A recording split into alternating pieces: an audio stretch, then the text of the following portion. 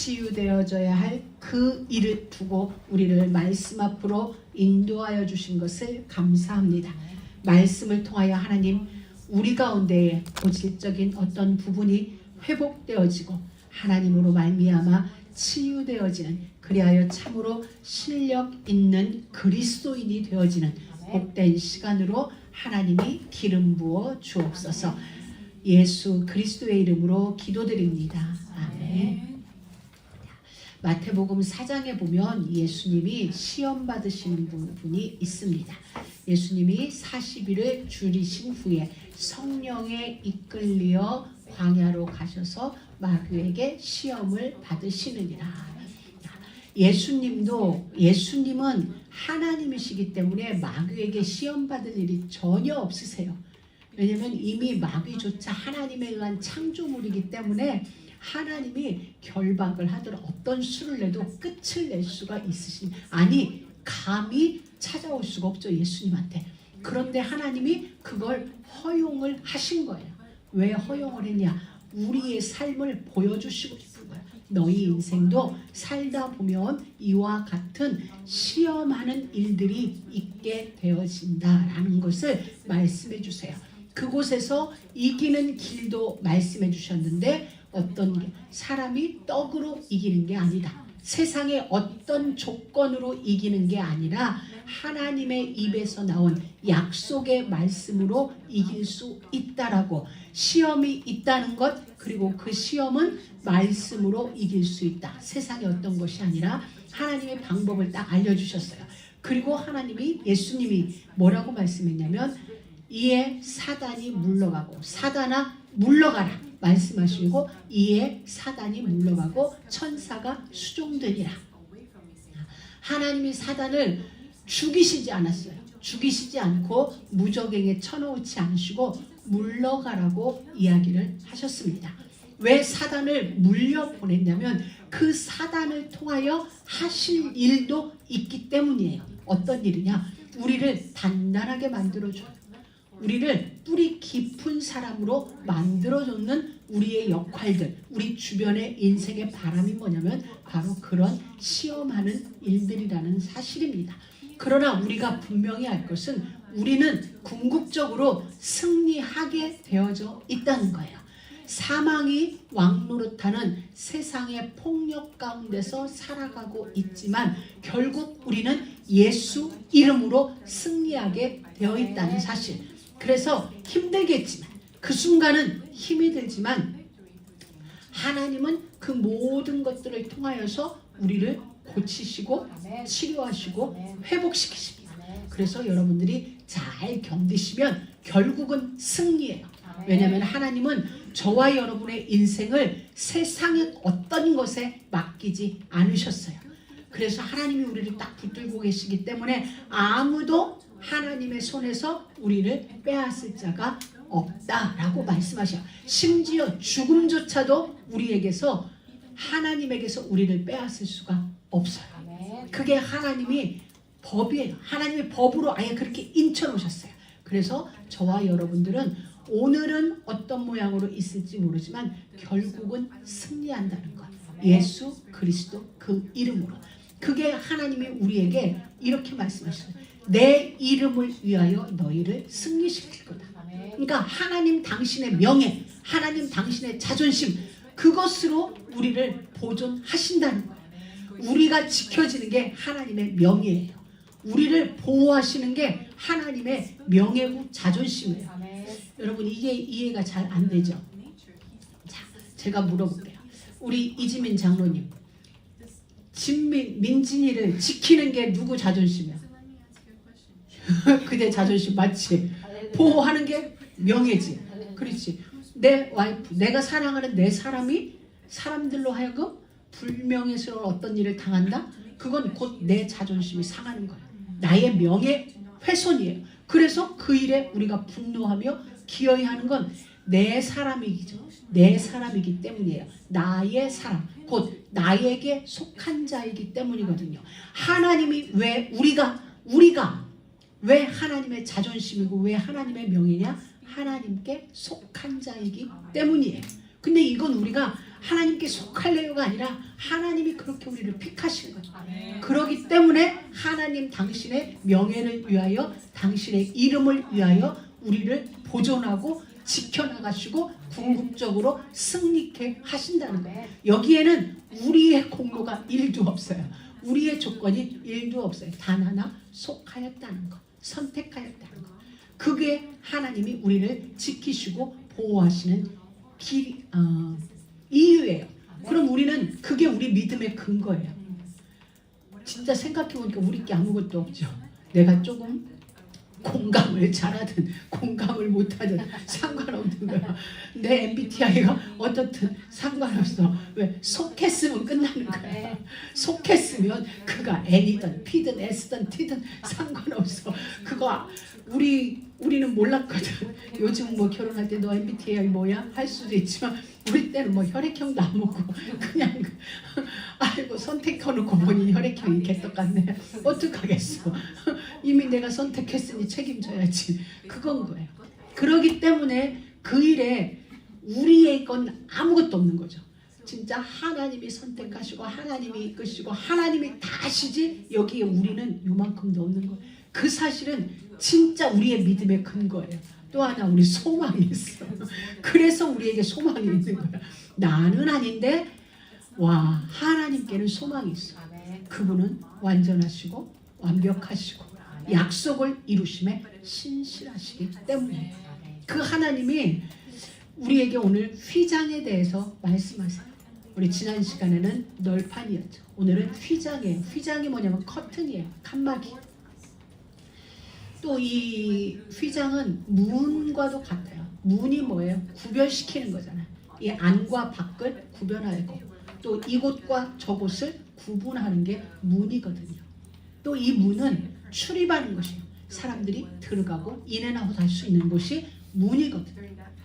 자, 사람들의 출입할 수 있는 곳이 문이고 또 하나 누군가는 이 문에 의하여 제한을 받아요. 모두가 들어올 수 있는 것이 아니라 누군가는 이 문에 의하여 제한을 받게 되죠. 출입을 금지당해요. 우리 얼마 전에 그 홈레스 여자 홈레스가 뭐 아마 문이 열렸으니까 올라오게 되었겠죠. 올라오다 보니까 3층 화장실에서 이제 식사도 하고 거기서 샤워도 하는 일이 막 있었어요. 그때 우리 모두는 어떤 일이 있었어요? 그를 보내야 되는 어떤 이런 과제가 있는 거죠. 그래서 문 닫는 일. 그리고 우리는 교회 안에 외부인이 들어오지 못하도록 문을 잠궈요. 문을 왜 잠궈요? 관계자 외 출입 금지죠. 제한하는 거. 바로 이게 휘장, 문의 역할이라는 거예요. 아무나 들어올 수 없다는 거예요. 아무나 들어올 수 없고 관계자 외에는 들어올 수 없는 그것이 구별짓는 것이 뭐냐면 휘장이에요. 이 문이에요. 자, 그런데 예수님이 이렇게 말씀하셨어요. 자, 이 문에 대해서 얘기해줬죠. 출입하는 곳이고 그러나 제한받는 곳이 문이다. 관계자 외에는 출입이 허용되지 않는 게 문이다. 근데 예수님이 이렇게 말씀하셨어요. 요한복음에서 나는 양의 문이다. 나는 양인 너희들이 출입하는 문이다. 아무도 나로 말미암지 예수님으로 인하여 출입하지 않는 모든 자는 강도고 절도다 라고 말씀을 하시면서 나는 양에게 생명을 주러 왔노라는 말씀까지 쭉 이어져요. 그러면서 나 예수님이 문인데 예수님을 통하여 들어가고 나가는 자는 들어갈 때도 골을 얻고 나갈 때도 골을 얻는다라고 말씀하셨어요. 이 말씀이 사도행전 4장에 보면 천하인간의 구원을 얻을 만한 다른 이름은 우리에게 주시지 않았다. 구원의 이름은 오직 예수 그리스도다라는 말씀을 해주시는 거예요. 관계자 외에는 들어갈 수 없는 이 휘장, 커튼 이것이 어디에 지금 우리가 지금 성막을 보고 있습니다. 구약의 성막을 보고 있는데 두 군데 커튼이 치어졌어요. 물론 지붕도 전부 커튼으로 네 겹의 커튼이 지붕을 막고 있죠. 덮고 있죠. 그러나 이 성소 안으로 들어가는 1차 휘장이 있고 그리고 안으로 들어가서 지성소와 성소를 구분하는 2차 휘장이 있었습니다. 우리 옛날에 여기에 커튼이 쳐져 있었어요. 그래 지금도 커튼 고리가 천장에 있는데 들어오면 일단 저쪽 그리고 다시 이쪽으로 이중 커튼이 있었거든요. 자, 그런데 저 커튼은 쉽게 들어오질 못하는 거예요. 더군다나 구약 시대에는 어떻느냐? 성소와 지성소, 성소하고 지성소, 이 지성소에는 하나님의 법궤가 놓여져 있는데 거기는 대제사장 외에는 누구도 들어갈 수 없어요. 그것도 1년에 딱 한 번씩만 들어갈 수 있는 곳이에요. 그래서 잘못 들어가면 그 지성소는 죽음이에요. 그래서 대제사장이 1년에 대속죄일날 온 백성들의 죄를 속하는 그날에 지성소 안에 들어가는데 들어갈 때는 발에다가 방울을 달고 줄을 매달아서 들어갔다고 언젠가도 말씀드린 기억이 있습니다. 왜냐하면 나도 모르는 사이에 행여 내가 죽은 사체, 어떤 짐승의 사체를 내가 밟았다든가 앉았다든가 나도 모르는 사이에 무덤을 내가 밟고 지나갔던가 이 모든 게 대제사장에게는 금지되었던 일이에요. 그러니까 죽은 사체도 만지면 안 되고 그러니까 여자들이 생리하는 그 일도 그 구약에서는 불경하다고 본 거예요. 그래서 그때는 접촉도 하면 안 돼요. 접촉한 옷, 그릇 다 빨아야 되는 거야. 근데 나도 모르게 예를 들어서 수건이 있는데 이 수건을 그 여인이 썼던 거야. 생리를 하고 있는 여인이 썼는데 나도 모르게 내가 이걸 만진 거예요. 나도 몰랐어.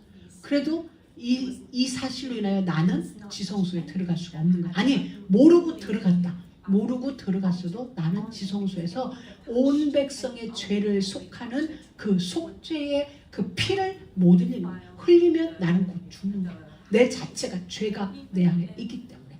그래서 밖에서 듣고 있어요. 제사장들이 듣고 있는데 왔다 갔다 하면서 방울 소리가 나야 돼. 딸랑딸랑. 근데 방울 소리가 안 나면 그거는 죽었구나. 그래서 밖에서 끌어내요. 자, 이걸 어떻게 설명할까? 여러분들 더 글로리 드라마 보셨죠? 더 글로리에 보면은 무속인을 찾아가서 무속인이 막 굿하다가 죽는 장면이 나와요. 그때 모두들 벌전이다 그래요.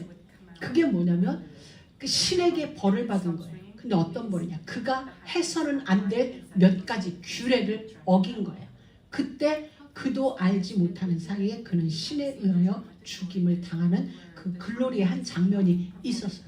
그건 어떠한 부분을 근거로 한 거예요. 그와 같이 구약시대의 대제사장은 굉장히 두려운 거예요. 자기도 모르는 사이에 들어갔다 죽을 수도 있는 거니까 이 휘장을 열고 들어간다는 것 자체가 두려움이죠. 잘못하면 저기 들어가면 죽거나 살거나 50% 확률을 가지고 들어가기 때문에 거기는 두려움, 이 커튼 자체가 어떻게 보면 두려움일 수 있는 거예요.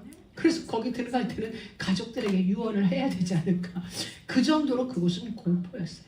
근데 그 휘장이 예수님이 십자가에 달려 돌아가 운명하시는 그 순간에 휘장이 찢어진 거야. 아무나 들어갈 수 없고 그리고 그곳에는 생명을 보장받지 못하는 그곳에 예수님이 십자가에 죽으시면서 성소의 휘장이 위에서부터 아래로 찢어졌어요. 찢어졌다는 건 지금부터는 누구라도 들어올 수 있다. 지금부터는 누구라도 들어와도 어떠한 상황에 있다 할지라도 죽음을 면하게 된다는 그 이야기예요. 그 말씀을 우리에게 들려주시는 거예요. 아무나 들어갈 수 없던 그곳을 이제는 누구라도 들어갈 수 있게 되고 자칫하면 죽을 수 있는 그곳에 죽음이 면책받아지는 죽음이 면제되어지는 그 은혜가 임하여진 거예요. 저는 이 성소 휘장이 둘로 갈라지는 이 부분을 두고 여러분과 한번 오늘 말씀을 나눠보고자 합니다. 둘로 나뉘어져야 구원의 길이 열려요. 하나가 되었을 때는 구원의 길이 아니라 그것은 두려움이었고 자칫 잘못하면 재앙이었어요. 둘로 나뉘어져야 구원의 길이 열려요. 분리되어져야 된다는 이야기입니다. 여러분 창세기 1장에 보면 하나님이 천지와 만물을 창조하실 때 묻히 드러나라 하시면서 육지가 생겼어요. 원래는 온 땅이 물에 잠겼었어요. 하나님이 천지와 만물을 창조하실 때 그때 하나님이 묻히 드러나라 하실 때 묻히 드러나면서 육지가 되어졌고 물이 한 곳에 모인 곳이 바다였어요. 그때 성경은 궁창 위에 물과 하늘에 물이 있었고 하늘 아래 물이 있었거든요. 이 궁창 위에 물과 땅의 물이 분리되어 있을 때 이 땅에는 에덴 동산이 만들어졌어요. 이 궁창 위의 물과 궁창 아래의 물이 하나가 되는 사건이 있었어요. 언제? 창세기 6장 노아 홍수 시대에 궁창 위의 물이 전부 땅으로 쏟아져서 둘이 하나가 되어졌을 때 인류는 재앙이었어요. 분리되지 않을 때. 분리되었을 때 인류는 그 재앙에서 해방되어졌어요. 이스라엘 백성이 애굽과 하나 되어 있을 때 그들은 재앙이었어요. 애굽에서 분리되어졌을 때 그들에게는 구원의 자유가 주어졌어요. 우리의 생각과 삶을 분리시켜야 돼요. 세상으로부터 분리되어져야 돼요. 왜? 우리는 하나님께 속한 자예요. 하나님이 책임지시고 하나님이 이끌어 가실 하나님의 사람들이에요. 그래서 우리의 생각을 세상으로부터 분리시키고 우리의 삶을 세상에 살되 우리는 어떤 삶? 하나님께 속한 자의 삶을 살아내는 거예요. 여러분, 착하게 살으라는 게 아니에요. 그러면 안 착하게 살아도 되나요? 착하게 살 힘이 없으면 안 착하게 살아야 되죠. 그런데 정확하게 말하면 이건 거예요. 우리는 전에는 죄의 종이었어요. 근데 이제는 하나님의 종이 되어 있어요. 죄의 종이었기에 죄를 짓는 것, 죄를 행하는 건 당연했어요. 지금 우리는 하나님의 종이 되었어요. 의의 종이 되어졌어요. 그러면 죄의 종노릇하던 시절은 이제 우리 게 아니잖아요. 우리 게 아니니까 죄를 안 짓자가 아니라 죄와 상관없는 신분이 되어져 버렸어요. 이걸 누리라는 거예요. 죄를 짓자 짓지 말자가 아니라 근본을 우리는 달리 생각해야 돼요. 전에 우리는 그의 종이었었기 때문에 나의 주인이 하라는 대로 한 것뿐이에요. 근데 이제는 우리가 죄의 종이 아니라 하나님의 종이 되어졌어요. 그럼 착하게 살자? 아니, 안 착하게 살 이유가 없는 자리에 우리가 와버린 거예요. 그러니 이것은 착하게 살자 말자, 죄를 짓자 말자의 문제가 아닌 거예요. 우리 근본을 알라는 거예요. 나의 근본이 알아지고 나의 신분이 정확하게 알아지면 우리가 달라지는 거죠. 다른 선택을 하게 되겠죠. 그럼 죄를 짓는 건 나쁜 거니까가 아니라 하나님이 우리 안에 하나님께 속했기 때문에 하나님이 우리를 붙들고 계시다는 거예요. 그래서 나 또 어떻게 했네 아니요. 이제는 우리는 세상의 윤리와 도덕을 넘어선 하나님의 자녀라는 거예요.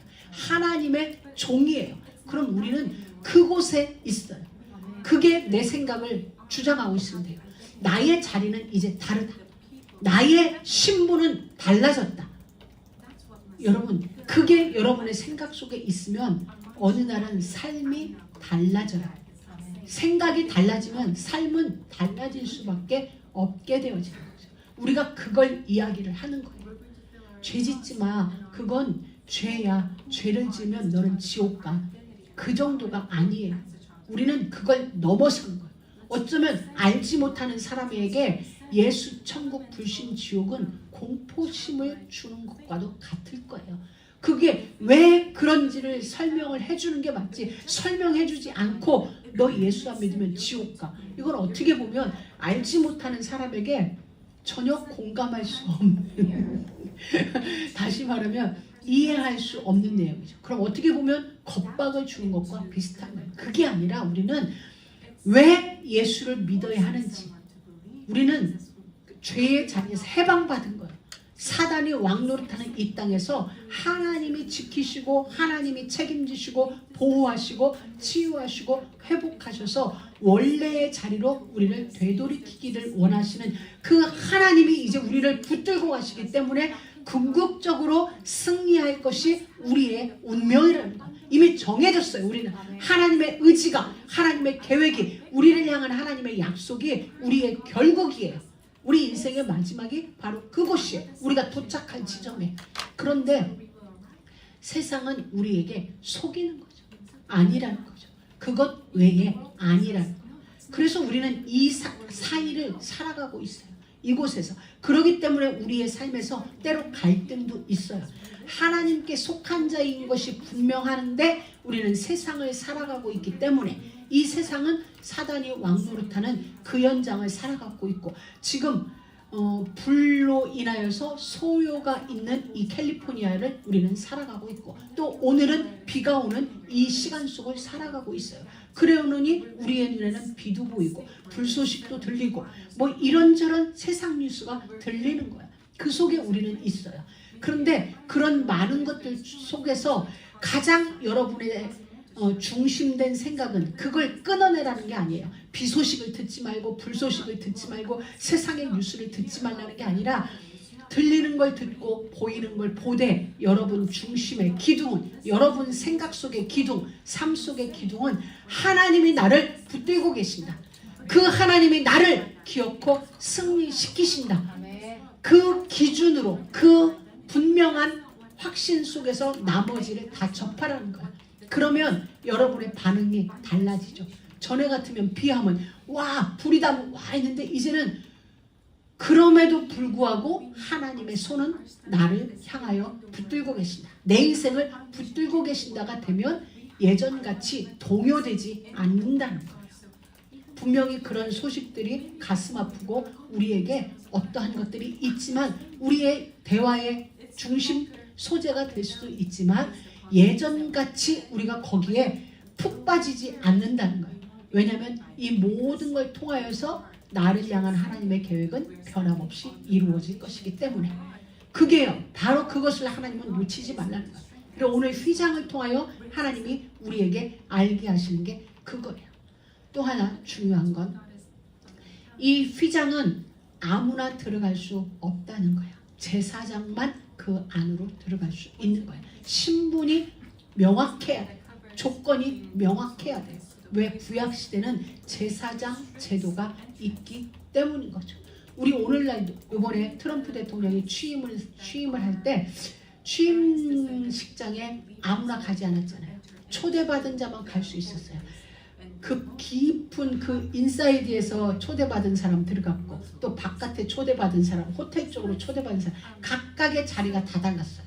그와 마찬가지로 하나님이 우리를 부르실 때 우리는 가장 인사이드로 들어갈 수 있는 그 축복을 받은 거예요. 대면하여서 볼 수 있는 자리로 초대를 받으셨는데 그걸 뭐라고 그래요? 신분. 또 다른 말로 표현하면 신분, 조건이에요. 근데 우리에게는 그 조건이 없었는데 하나님이 우리에게 그 조건을 주신 거예요. 그래서 이제는 육적인 혈통, 육신적인 규례가 아니라 예수 그리스도 그 이름으로 우리는 하나님 앞에 서게 되었다는 거야. 그리스도께서 흘리신 그 피가, 오늘 히브리서 말씀에 보면 그 피로 너희가 담력을 얻었다고 그랬어요. 근데 우리가 말하는 그 담대함이 아니라 하나님이 주신 힘, 그 앞에 설 수 있는 실력자가 되었다. 예수의 피로 말미암아 은혜의 보좌 앞에 하나님을 대면하여 설 수 있는 그 자리에 우리 모두는 서게 되었다는 거예요. 그래서 이것은 율법의 법칙이 적용된 게 아니라 하나님의 은혜의 법이 우리에게 적용되어져서 그 일이 이루어진 것입니다. 사랑하는 믿음의 가족 여러분, 오늘 이 휘장이라는 이 말씀을 통하여 하나님은 우리에게 알게 하시는 게 있어요. 그게 뭐냐면 나는 너희를 선택했다는 거예요. 하나님이 여러분을 선택했어요. 하나님이 우리를 선택하셨습니다. 선택하셨기 때문에 하나님이 우리를 지키십니다. 하나님이 우리를 보호하세요. 하나님이 우리를 고치시고 회복시켜서 하나님 나라의 왕같은 제사장으로 거룩한 족속으로 택하신 백성, 그렇게 하나님이 우리를 빚어가고 계세요.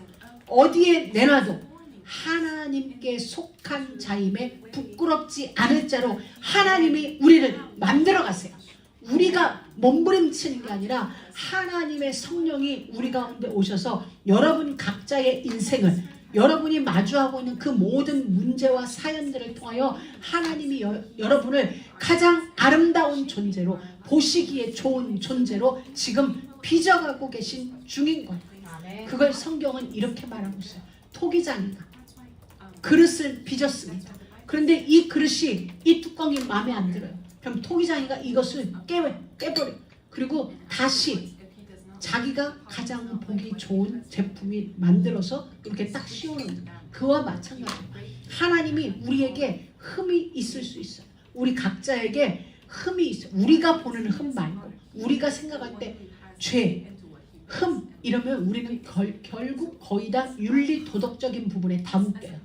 우리가 생각할 때 내 죄를 용서해 주세요. 그러면 어떤 도덕적인 부분, 우리가 흔히 알고 있는 상식적으로 알고 있는 그런 부분이 거의 우리에게는 죄고 흠이라고 생각돼요. 근데 하나님은 그게 아니거든요. 그러니까 우리가 하나님이 보시기에 우리에게 만들어져 있는 어떤 그 흠들은 하나님이 다 작업하세요. 작업하셔서 어떻게 파괴시키고 파멸시키고 무너뜨리고 그리고 그곳에 하나님 보시기에 가장 아름다운 집으로 우리를 건설하고 심고 계시는 것입니다. 그 일들을 무엇으로 작업하고 계시냐? 지금 우리 가운데에 일어나고 있는 그 일들을 통하여 하나님은 우리를 가장 보시기에 좋았더라. 여러분의 인생 하나하나를 작품 인생이 되어지도록 만들고 계세요. 그게 지금 하나님이 우리 가운데 오셔서 일하시는 중이에요. 그래서 성소의 휘장을 찢고 우리 모두에게 은혜의 보좌 앞에 나올 수 있게 하신 거예요. 여러분 이번 한 주간 다 잊어버려도 돼요. 다 잊어버려도 되는데 하나만 기억하세요. 나는 하나님이 선택했다. 또 다른 말로 표현하면 하나님께 속한 자이다. 그렇기 때문에 여러분의 운명을 하나님은 세상에 맡겨두지 않는다는 거예요. 하나님의 계획이, 하나님의 의지가 우리 인생의 운명이 되어진다는 거예요. 여러분 어떤 문제와 여러분이 싸울 때가 있어요. 어떤 문제를 마주하고 여러분이 갈등할 때가 있어요. 그때 여러분은 무슨 생각을 하십니까? 여러분이 고백하세요. 그렇다. 이것이 내 운명을 결정짓지 못한다. 지금 이 문제가, 이 사건이, 지금 일어나고 있는 이 모든 게 내 운명을 절대 결정할 수 없다. 내 운명은 하나님이 있다. 하나님의 손에 내 운명이 있다. 하나님의 의지가 내 운명의 결국이다. 나는 그 자리에 이르게 될 것이다. 이 생각이 여러분 안에서 그 문제와 싸우는 게 아니라 여러분 안을 채워넣으세요. 여러분이 문제 속에서 갈등하고 문제와 싸운다는 건 그 생각이 없기 때문이에요. 하나님의 의지가 내 인생의 결국이다. 나는 하나님에 의하여 선택되어졌고 나는 하나님께 속한 자이기에 하나님의 의지가 내 인생의 마지막 모습이다. 내 인생의 모습은 하나님의 그 의지의 그곳을 향하여 지금 빚어지고 있는 중. 이게 우리 안에 계속 채워져 있고 그게 확신으로 자리에 탁 차지하면 그 어떤 문제도 여러분의 생각을 못 넘어들어요. 여러분의 삶을 뛰어넘을 수가 없어요. 그래서 여러분은 이번 한 주간 혹시라도 있게 되어질 어떠한 상황이 되면 그래 나는 하나님께 속한 자지. 하나님이 나를 선택했고 하나님이 나를 세상 누구에게도 나를 내어주지 않으신다. 그러면 하나님이 우리를 내어주시지 않는다면 여러분도 여러분의 인생을 하나님 외에 그 누구에게도 내어주지 마시기 바랍니다. 그래야 우리는 매일의 삶 속에서 우리가 만나는 여러 가지 일들 속에서 흔들리지 않고 언약의 여정을 믿음으로 갈 수 있게 됩니다. 여러분은 하나님께 속했습니다. 하나님에 의하여 선택받은 자입니다. 하나님이 책임지십니다. 하나님이 우리 모두를 지금 고치시고 계시고 치료하고 계십니다. 결국 회복시키실 거고 온 땅에 하나님의 존재를 드러낼 왕같은 제사장으로 그 일을 위하여 하나님은 우리를 택하셨습니다. 어떻게? 거룩한 자로 우리를 택하셨습니다.